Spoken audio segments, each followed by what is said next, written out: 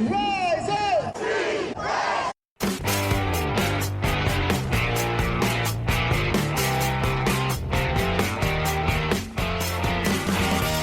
This is the Rise Up See Red podcast, all about the Arizona Cardinals and the NFL, featuring insider and outsider perspectives. Enjoy the best hour of Cardinals talk on the web. Now here are your hosts, Jess Root and Seth Cox.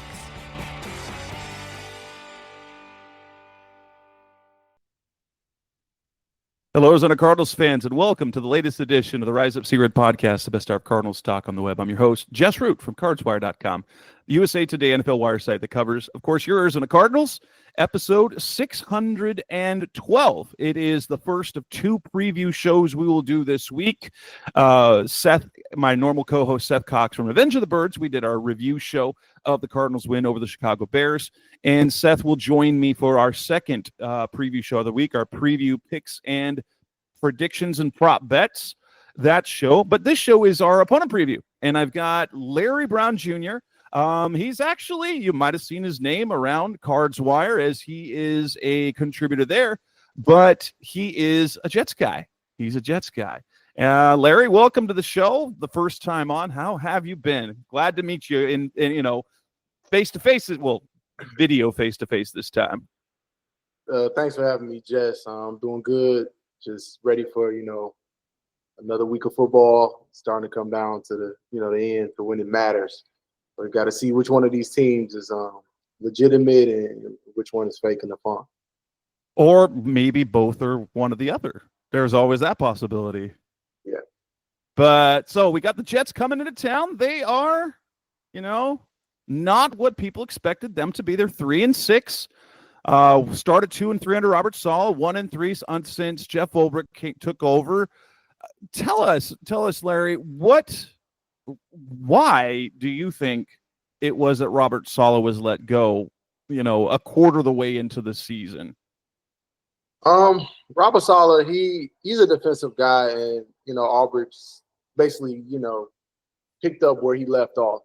Ulbrich and him built that defense, and trying to find the right leadership on the offensive side of the ball is kind of where they bumped heads. The owner was expecting to have Rodgers back as he has this year, and he wanted Rodgers to take off. Rodgers didn't take off, and he didn't feel as if Saleh was optimizing Rodgers. Some of the sets that were being run on offense by Nathaniel Hackett, the reprimand was never given, to Hackett by Saleh. So Johnson, kind of took note of that, and he got him up out of there. See you later. Ulbrich's in the place now, but he's kind of a placeholder, I think.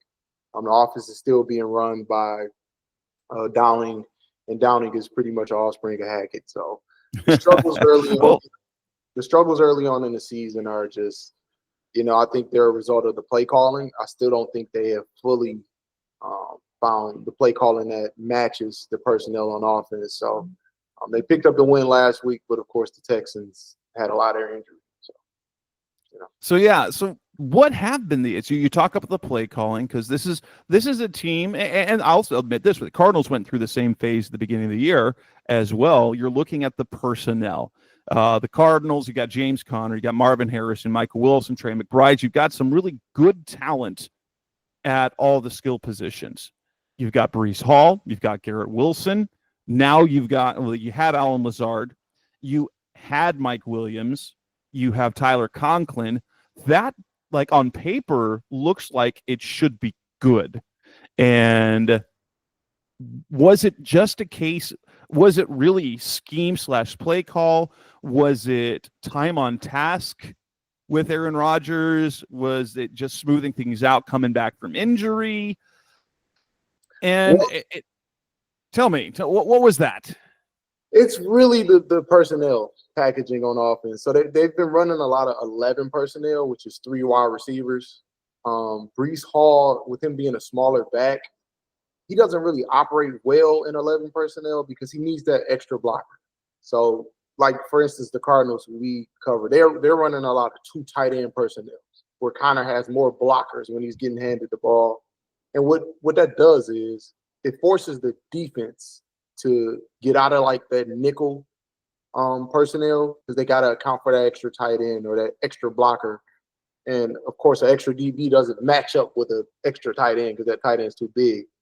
And that's why we've seen like Kyler Murray more successful in play action because with that bigger tight end, you got to account for James Conner now. So now we can play action and get Harrison running across the field, and you can't double it. You can't double Wilson now. With the Jets have not married to that particular personnel group. They're trying to run 3 wide receivers, and that's why we saw Rodgers getting pummeled earlier in the season because there weren't enough blockers. And he's not evasive like he was when he was younger. He can't really get away from it. No, that's the one thing he hasn't been. But, on the other hand, though, is that not 11 personnel? Isn't that what Rodgers has largely operated out of, like from his years in Green Bay? And because when he came over, he basically wanted Rodgers stuff. He wanted his coach and Nathaniel Hackett. He wanted his guys. He wanted Alan Lazard. He's like, has that changed or should it have been more successful because it's the way Rodgers typically operates? True. So you are absolutely correct, Jess. That is exactly what they ran over in Green Bay. Was a lot of 11 personnel, but it hasn't really worked with the Jets. It's what Rodgers knows, but I don't think Rodgers has been very realistic about the fact. Okay, he had the Achilles, so he's not as mobile. So he might be idealistic in his outlook and saying, "Hey, this is the personnel group I know. These are the players I know." But he's not accounting for the fact that, this is a new NFL. The players are faster now. Yeah. Well, one thing Rodgers has always been very good at, like he's not like overly athletic, but he's been very mobile within the pocket. And it just looks like he's not quite like Kirk Cousins. Kirk Cousins has gotten better as the year has gone on. But Rodgers, between age and the Achilles, just has not had the same ability to manipulate the pocket this year. Do you bring in Devontae Adams? Should that fix things?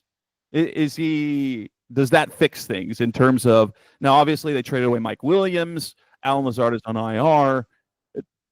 How impactful is Adams going to be, and has he been thus far? Adams is always going to be Devontae Adams, and with Devontae Adams, he wins at the line of scrimmage, and he's excellent when the offense is operating in 3-step drop passes. However, the Jets have, been having to rely on a lot of more 5-step drops because 1st and 10 is turning into 3rd and 14, because they got a legal man downfield or, false start.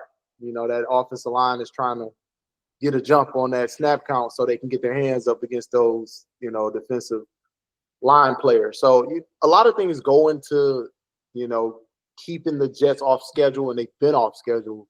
And I think they're going to be off schedule a lot more this week. I mean, I don't know if people are picking the Cardinals to lose this game. I don't see the Cardinals losing this game, but it's going to be the same dilemma in this game.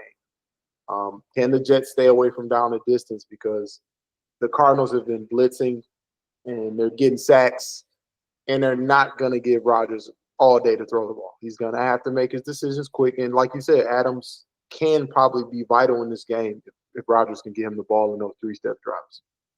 One of the things I noticed since week 3 when they were 2-1, so when they played the Broncos and the Vikings and the Bills, but granted, they've had a tough schedule. They have a tough schedule. They should have a tough schedule. They're supposed to be a good team, so that shouldn't necessarily be an issue. But 2 things have changed. Offensively, they've turned the ball over a lot. So since week 4, over the 1, 2, 3, 4, 5 games, they have turned the ball over 8 times, and in that same time, they've only had 4 takeaways. Defensively, they still overall, if you look at their 10th in points allowed, allowing 20.3 points a game. They are number 4 in yards. What's been the disparity between the yards and the points? And they've had some, they only gave up 3 to the Patriots, but then 10 to the Broncos, but then 23, 37-25 again to the Pats, and then the defense looked much better against the Texans that was really, really banged up. But what has been – where is the defense at this point right now? The Jets defense is the Jets defense. A lot of criticism has emerged regarding the Jets defense, but the Jets defense is the Jets defense. They're number 2 in opponent pass yards, so they're not allowing teams to just scorch or shred them. What's happening on the Jets defense is because the offense is 3-and-out prone, they're spending too much time on the field, and they're not great against the run. The Jets defense isn't great against the run. I don't think they are built to be great against the run. I think they're built to kind of complement Rodgers. So they're expecting Rodgers to kind of get out to these early leagues, and they want to unleash the pass rush and play man coverage. So they're actually getting yanked out of their entire strategy when their offense doesn't score the ball. So the opponent gets the ball, they're running it down their throats, and Sauce Gardner's not able to be Sauce Gardner. Quincy Williams, who is an excellent linebacker who works great covering tight ends, he's not able to be himself. He's having to stop the run.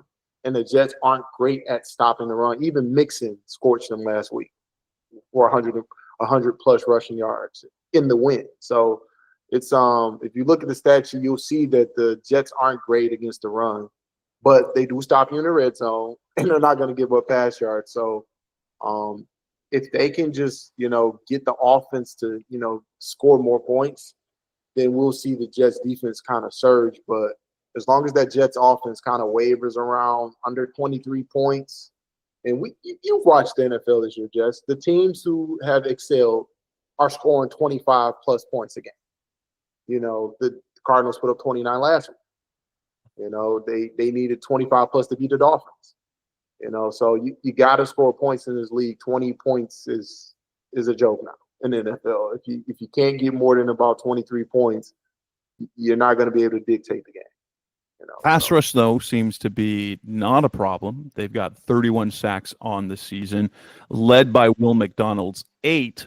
Impressive. Quentin Williams has got 5. Michael Clements is 4.5. They have dominant performances from guys like Will McDonald. How have they been able to get to opposing quarterbacks? Is it a consistent thing, or is it something that happens in certain games in bunches?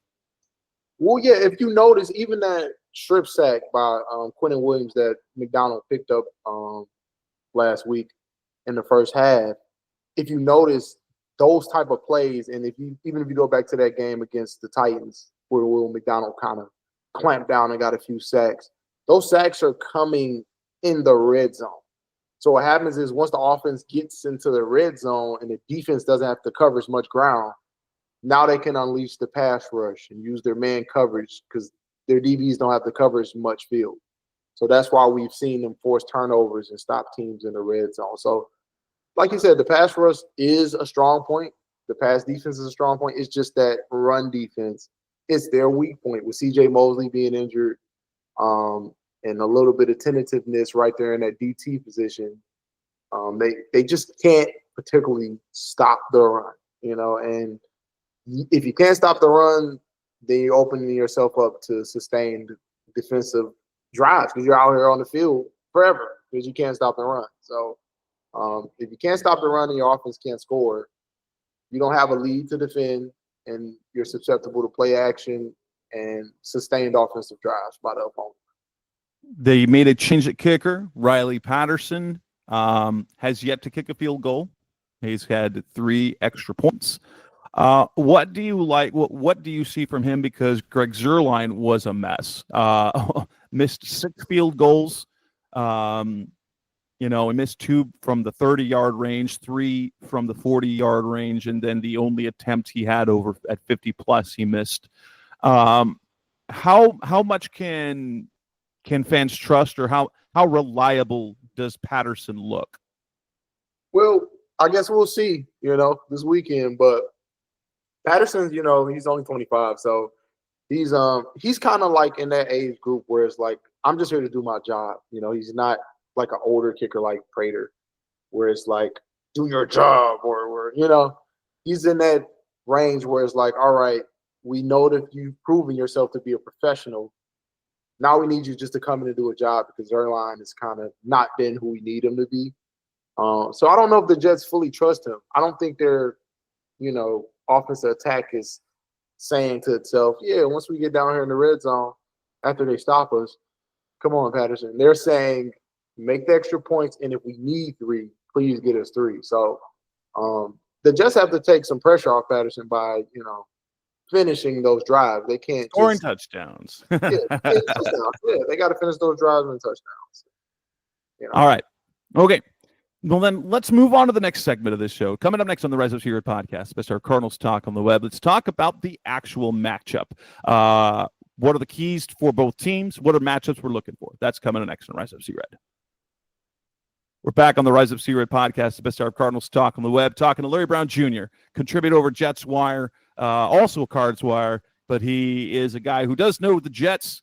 Talking about the game this weekend, Week 10, 4:25 Eastern, 2:25 local here at State Farm Stadium here in Arizona. And Aaron Rodgers, Aaron Rodgers has not won a game in State Farm Stadium since the regular season finale in 2009. Did you know that? Wow. Yeah, I remember when I was working for the Detroit Lions at the time when the Cardinals finished off the Packers in that wild card game. I don't know if you remember that year, but that crazy ending in the playoffs. Which one? Because both the last 2 playoff games against the Packers in the after the 2009 season, and then again in the 2015, because in 2009 it was Kurt Warner versus Aaron Rodgers, and it was the overtime. Well, both of them went to overtime. The overtime game, Rodgers got hit. Carlos Dansby took the ball and ran it in the end zone for the defensive touchdown in the game. And the one in 2015, I was at that one. I was covering that game, and Aaron Rodgers had the two Hail Mary passes, basically, one on 4th down and one to tie the game, only to have the Carson Palmer flip across the field to Larry Fitzgerald, took it down to 1, and then the next play, Larry scored the touchdown. So yeah, overtime and State Farm Stadium are not friendly to Aaron Rodgers, at least with the Packers. We'll see what happens with this game. So we see with the Cardinals, they had a breakout game in the passing offense against Miami, who at the time had the number 1 pass defense in the NFL. They had a 300-yard passing game, but most of this season it has been all about the run game. They've been able to run on basically on almost everyone. So we'll kind of look down the totals they've had over their last. So it started 124 against Buffalo, 231 against the Rams, 77 against the Lions. That was not a good game. 181 in a loss to Washington. 169 in a win over the Niners. Only 89 to the Green Bay. 181 over the Chargers. 82 against the Dolphins in their win, and 213 against the Bears. You said that the Packers have been. The Jets. They have not been able to defend the run well. I do see one thing that is kind of important that's more of the stat that I look at for the run game. And the Jets are only allowing 4.3 yards per attempt, which happens to be 8th best in the league. Is that stat more telling, or is it the yards allowed that's more telling? Well, the Jets' record is what it is. So, if they're, 8th in yards per carry for opponents, that's cute. But, I don't think that's a particular stat that they're holding tight to because, a lot of times if the opponent doesn't really have the ball, they don't need to run. They got the lead. The Steelers kind of routed them. So, they've had these games where it might not have been as much of a run defense thing because even with the Vikings had Aaron Jones injured in that game in London. So it became like the interceptions for Aaron Rodgers. So all these interceptions, which was flipping field precision and running out the clock. So at times it's not really the run defense, even though that has been the weakest point on defense. But to your point, if they're 8th in opponent yards per carry, we can't really blame the defense at all. There's got to be that missing. There's a void that's preventing us from really deciphering what is the Jets' problem. And that kind of goes back to what I think the problem is, and it's the 11 personnel that I don't really feel gives their offense the best chance to, succeed. So if the Jets say the Jets are going to have success against the Cardinals, what will we see them try and do offensively and also defensively? Well, this week I think you're going to see the pistol formation a little more frequently. You're going to see some of those toss plays to Breece Hall. So you're going to see a lot of those toss RPO plays where Rodgers is going to be making quick reads. He's going to try to get Garrett Wilson, yes. Going to try to get Wilson and Adams in those like quick RPO reads, quick slants, quick out routes to try to keep the Jets offense on schedule, keep them in third and short. If that does not happen, we're going to see a lot of red. We're going to see a lot of red this weekend if that does not happen, because I just know Gannon. He's sure of himself, and they're going to stick with this blitz. Him and the defensive coordinator Nick are going to stick with the blitz, and Budda Baker is hungry. So if they can't get that 3-step drop RPO game going, and they're in down the distance against the Cardinals, I do not like their chances. Turnover wise, has the turnover been more Rodgers' decisions? Has it been miscommunication receivers? Has it been bad throws? Or has it been ball control in terms of fumbling? Honestly, Aaron Rodgers, he is elite. You know what I'm saying? If there was an NFL dictionary and we want to put elite, we put Aaron Rodgers right next to it. I think at times Rodgers is just frustrated. I really honestly believe that him on the field against some of these defenses, especially the Pittsburgh Steelers defense, which is just, they are a terror. They are a terror. I think when he's out there, even with the Vikings defense, Brian Flores, who likes to blitz, he's the D coordinator for the Vikings. These looks that Rodgers has always been able to target in this offense are not clear for him anymore. And he's always had to make these perfect throws, and we've taken that for granted. Those perfect throws have vanished. He's not perfect anymore. And I think sometimes he's trying to force these throws, and they're getting picked off. And it's just pure frustration. I don't think it's his inability to read a defense. It's just him saying to himself internally, man, I'm aged. I want to be able to make these throws, but I just can't anymore. And I need my receivers to, kind of help me some. I don't think Mike Williams should have took that flag, by the way. I don't want to get off schedule, but that was a bad underthrow, and people were all on the net trying to explain all this stuff, man. I learned all 22 film under Greg Cosales. He created an NFL matchup. There's no intrinsic or intricate way you can describe any type of play breakdown that excuses a quarterback throwing the ball 5 yards under a receiver. That was ridiculous. So, it is what it is, man. Rodgers, he's got his interception totals high for a reason. We can't point fingers. Yeah. Defensively, how do you think that they will match up against the Cardinals and their mainly rushing attack? But we have seen the passing game breakout. They do have a good strong matchup. It'll be fun to watch. You've got Sauce against Marv, but how will they match up with that run game with James Conner? And I think that's just, you're touching on the meat of the game right there. James Conner.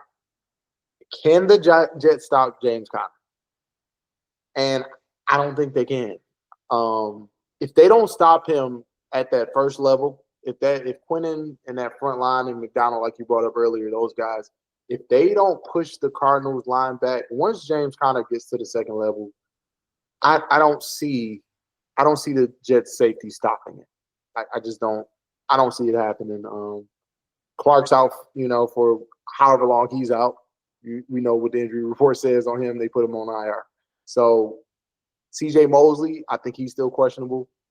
If they can't stop James Conner for stuffage in the backyard, in the backfield, I just don't see it happening. And then your boy Trey McBride, we're gonna touch on him, of course. Yeah. Once they bite on that play action, if that run is working, it can be a long day. It could be a long day for the Jets, but everyone's a genius when they're making pregame presumption. But I think that's going to be the meat of the game. That play action with James Conner, and then trying to defend Trey McBride when they go to the play action pass. Important matchups. What are the matchups you're looking at, whether group by position, one-on-one, or individual matchups? I mean, for me, I look at a couple of these, at least with the Jets defense against the Cardinals offense. I'm staring down Will McDonald against Kelvin Beachum. Beachum has been okay. He's been playing all season in place of Jonah Williams. I'm guessing it's probably going to be Beachum's last start before Williams comes back. But you got Will McDonald, 8 sacks going against Beachum, who's not the starter, but has been okay. How do you see that matchup going? Well, Beacham's got a lot to prove. I mean, he's got a lot to prove against Will McDonald. Will McDonald's top 10 in sacks, like you said. If the Cardinals stick with the run, I don't think it'll be, a big deal because Will McDonald gets sacks. You can't get a sack on a running play. So if the Cardinals stick with the run, then that will neutralize McDonald. But if the Jets offense is optimal and they get out to an early lead, then we might see the Cardinals struggle some because the Jets pass rush is legit. We all know. So Beachum has a lot to prove. McDonald has a lot to prove, but we'll have to see. We'll have to see. I'm not sold on either one of them having an advantage. What about the offensive line for the Jets? It's looking at right now, Elijah Vera-Tucker is hurt, a non-practice today. Tyron Smith, he's got the day off. John Simpson with the groin didn't practice. Morgan Moses, so 4 of their starters didn't practice today. But one, like Tyron Smith, just had the day off. What is the injury status? How is that going to look on Sunday? Or are they all expected to be okay by the end of the week? Well, they're day-to-day, so we have to, check the injury report. And we'll have to see. I mean, the Jets' offensive line has just been a huge question, man. You got offensive linemen for the Jets out there playing hurt. They don't even disclose all these injuries. So we'll have to see the injury report Thursday and Friday to see, who's available, who's playing. But I don't trust the Jets' offensive line. I don't think anyone should. But we'll see. We'll see how they line up against the Cardinals blitz, because the Cardinals blitz, that's what they do. They don't just line up man-to-man matchup. You got to be able to decipher what that D coordinator for the Cardinals is going to do. I think what his name, Nick Rallis, is that his name? Nick Rallis, yeah. Yeah, Nick Rallis, him and Gannon, they've got something brewing. They definitely got something brewing. And, like, that blitz package that they're using with Budda Baker coming down and Jalen Thompson coming down.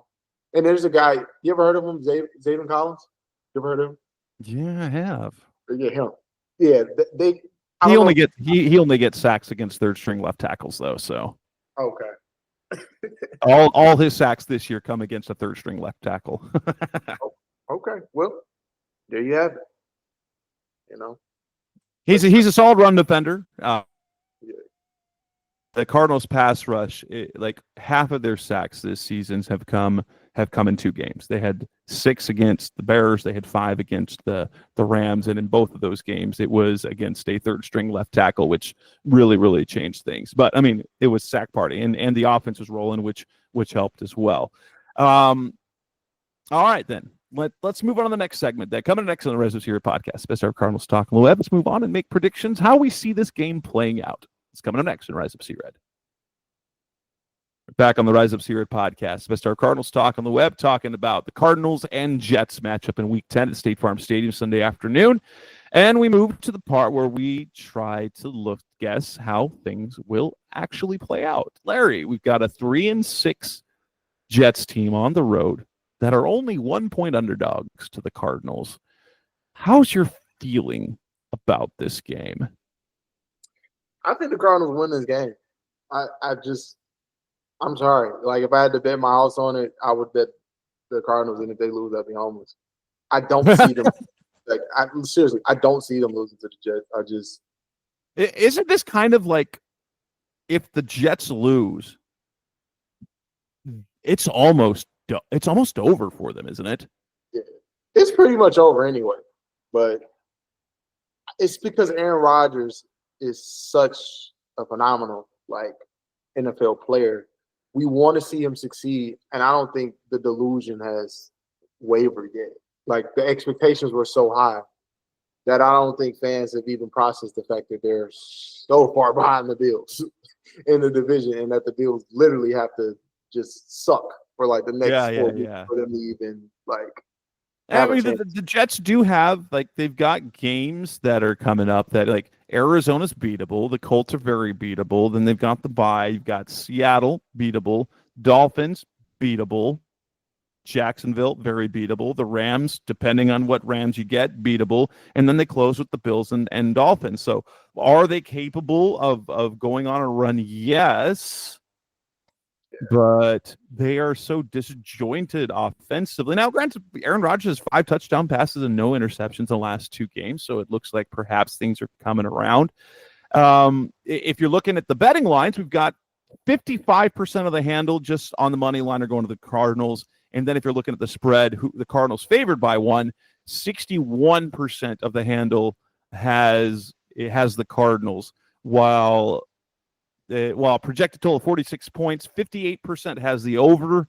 I'm not too sure about the over business. But yeah, I don't have a good feel for this game partially because I am cautiously optimistic about this Cardinals team, but they are, after 3 wins in a row, they're ripe for a stinker, and Aaron Rodgers could be the guy to do that. That said, they've got the right mentality right now. But it will come down to this, who's playing from ahead? Are they playing evenly? Are the Cardinals having to come back? Because the Cardinals aren't a great comeback team, though they've done it this year a couple of times to come back from 9 and 10 points down against the 49ers, against the 49ers, against the Dolphins. Mm-hmm. And Aaron Rodgers is the wild card for me, and the Cardinals' pass defense, it's not great. There's nothing special about what they're doing on pass defense. We saw Justin Herbert pick them apart with just tight ends, basically. They limit Tua. The Dolphins went 11 for 15 on 3rd down, and Tua just picked them apart. They kept everything in front of them. Tyreek Hill, Jalen Wall didn't kill him. And so we got, Garrett Wilson with his 60 receptions. You've got Devontae Adams. And so you've got guys who are dangerous. I'm interested to see how this goes. If you have to pick a final score, do you think you see the Cardinals going to win? Do you think it's going to be a grind out Cardinals win, close win, or you think they're going to win going away? Yeah, and if you really look at the Jets, so first of all, let's talk about the Cardinals' pass defense, and let's make exclamatory the fact that yes, the pass defense for the Cardinals hasn't been great. It is not. However, in the red zone, teams aren't scoring every time they play the Cardinals. When they get the Cardinals down into the red zone, the Cardinals are still about 50% chance of stopping a touchdown in that red zone area. What's going to neutralize this game and I think give the Cardinals advantage, and I think that the Cardinals will win around 24 to about 16, 24 to 14, around there, is Kyler Murray's ability to scramble. The Jets have lost games because a quarterback can scramble. We all watched the Monday night game against the Bills. They single-handedly lost that game as Josh Allen ran himself a first down, and time dwindled down, and MetLife became very quiet. That's what's going to come down to on Sunday. The Cardinals using Kyler Murray and his escapability to get first downs and extend drives. And if we see that happen too often, this Aaron Rodgers, campaign is just a campaign. It's just Aaron Rodgers is who he is. He's going to get the votes, but it's not going to always, come to fruition for the polls. I hate to make this reference during election. What will that do for Rodgers' season? Like how he's like, I loved watching him, and I liked the perspective I got on him when they were on Hard Knocks last year. But how will he, with the expectations? He's used to expectations, but this is New York expectations.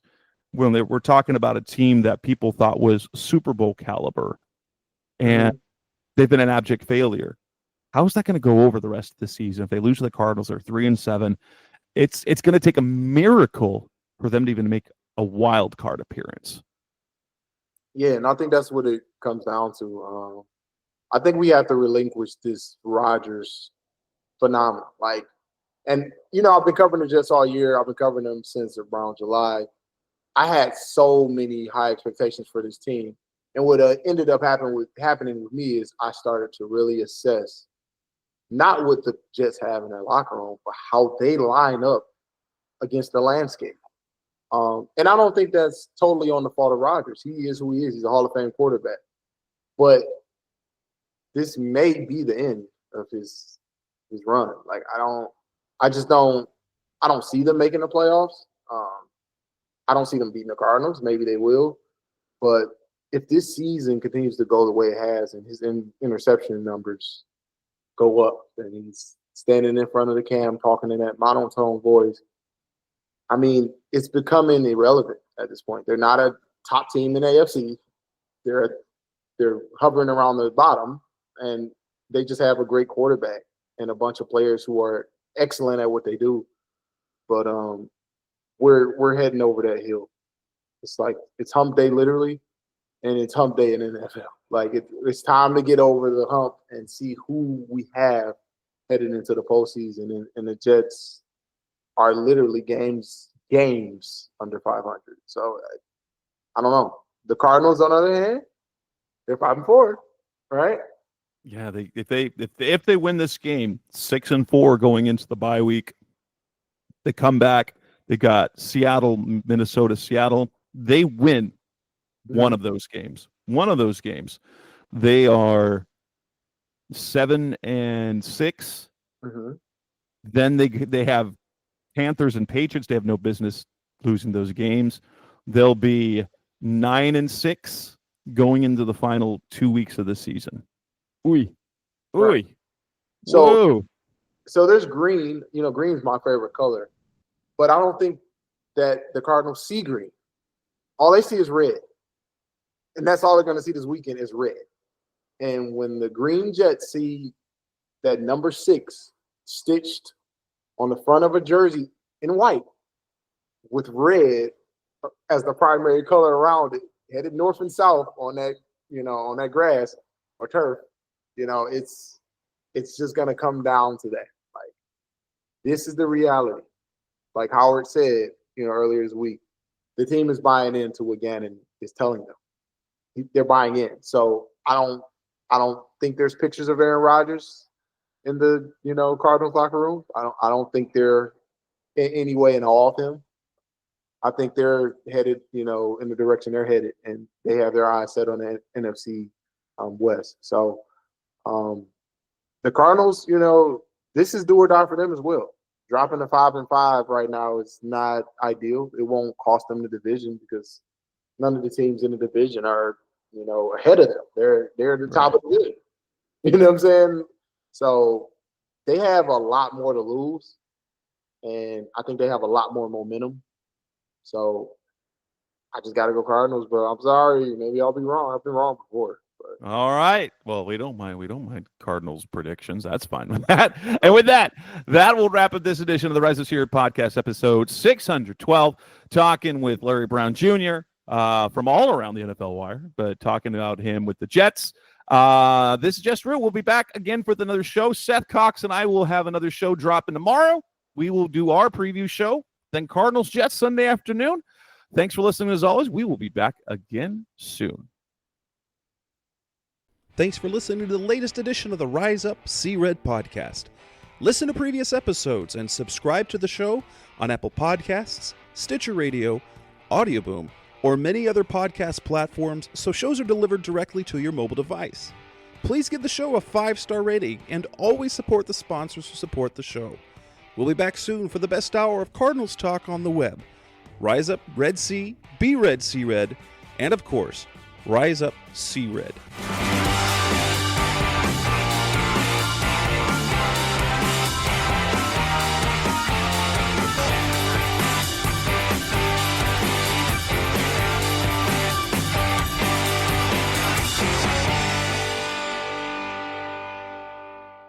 Roll!